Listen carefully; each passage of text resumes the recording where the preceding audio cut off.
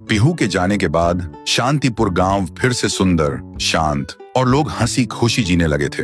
एक रात गांव में एक शादी हो रही थी। पूरा गांव शामिल था। सब धूमधाम से शादी मना रहे थे और तभी गुड़िया जमीन में लेटे हुए आती है और अचानक उठकर सीधा दुल्हन को खा जाती है। ये देखते ही लोगों के बीच में अफरा तफरी मच जाती है। कोई भागता है, कोई चिल्लाता है और वो गुड़िया खड़े होकर एक बच्चों जैसा गाना गाती है और फिर एक के बाद एक सबको मौत के घाट उतार देती है और फिर वो गायब हो जाती है।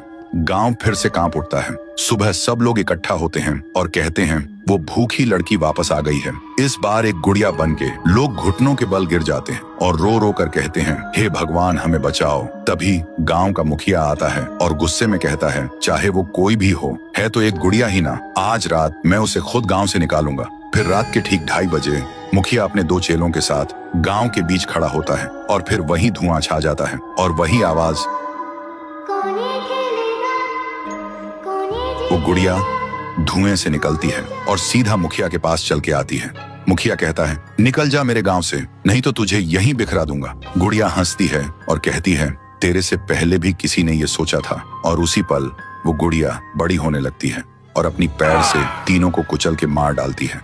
सुबह जमीन पे सिर्फ खून के धब्बे रह गए थे, लाशें जैसे हवा हो गई हो। लोग समझ गए ये कोई आम गुड़िया नहीं, इसके अंदर कुछ और ही शक्ति है। तभी गांव की एक बूढ़ी औरत कहती है, इस गुड़िया को हम गांव से नहीं निकाल सकते, इसे तो सिर्फ पीहू ही गांव से निकाल सकती है। फिर सभी लोग उसी जगह जाकर खाना रखते हैं और दिल से पीहू को पुकारते हैं, भूखी देवी वापस आइए, गांव को बचाइए। तभी जमीन से एक आवाज निकलती है पीहू, पीहू, पीहू। और मिट्टी से बनने लगती है पीहू।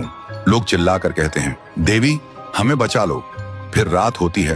वो गुड़िया गाना गाते हुए आती है, लेकिन अचानक पीहू उसके सामने आ जाती है। गुड़िया रुक जाती है। पीहू उसे पकड़ने जा रही होती है, लेकिन गुड़िया हवा में उड़ जाती है। पीहू भी उसके पीछे उड़ जाती है और अपनी आंखों से आग छोड़ के गुड़िया को जलाने की कोशिश करती है, लेकिन गुड़िया एक धुएं में छुप जाती है और फिर अचानक पीहू के पीछे आके उसे एक जोर का वार करती है। पीहू आसमान से जमीन पे आ गिर जाती है और फिर वो गुड़िया पीहू की शक्ति छीनने लगती है। पीहू की ताकत धीरे धीरे गुड़िया के पास जा रही होती है। कुछ देर बाद पीहू जमीन पे गिर जाती है। जब वो उठती है तो देखती है उसका शरीर धुंधला हो गया है और जब वो अपने आप को छू रही थी तो हाथ उसके शरीर के आर पार जा रहा था। वो वहीं गिर के रोने लगती है और जोर से चिल्लाती है, भैया, भैया, भैया। और उसकी आवाज सीधा उसके भाई के कानों तक पहुंचती है। तो दोस्तों, अगर आप देखना चाहते हो पीहू वर्सेस गुड़िया वर्सेस तुंग तुंग तुंग सहर, तो इस वीडियो को 1.5 लाख लाइक्स तक पहुंचाओ।